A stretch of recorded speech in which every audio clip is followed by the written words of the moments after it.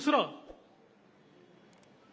हे जे काही कर्जमाफी आम्ही केलेली आहे, या कर्जमाफीमध्ये कुठल्याही अटी आणि शर्ती आम्ही टाकलेल्या नाहीत.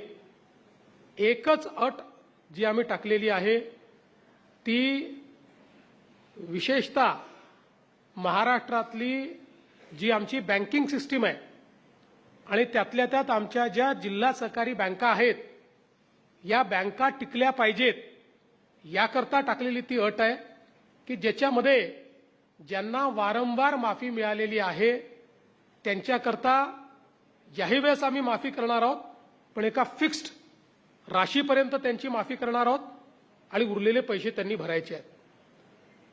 अदरवाईज आपली बँकिंग सिस्टीम ही पूर्णपणे उद्ध्वस्त होईल. बाकी साधारणपणे 40 लाखापेक्षा जास्त शेतकरी असे आहेत की ज्यांचा विना अट त्या ठिकाणी कर्जमाफीचा फायदा मिळणार आहे. आता आम्ही कर्जमाफीच्या संदर्भात एक सब कमिटी तयार केली आहे. मी आणि दोन्ही उपमुख्यमंत्री आणि काही मंत्री त्याच्यामध्ये आहेत.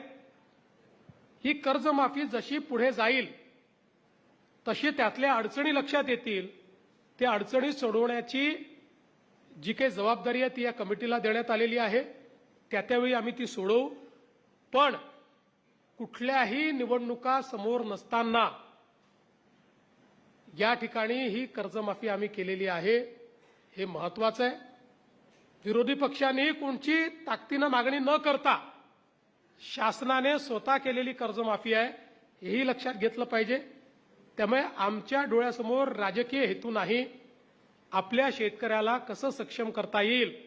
अन्यथा 2029ची निवडणूक असल्यामुळे 2028च्या डिसेंबरलाही कर्जमाफी करता आली असती, पण ते आम्ही केलेलं नाही. देवेंद्र जी दो सवाल, देवेंद्र जी दो सवाल है.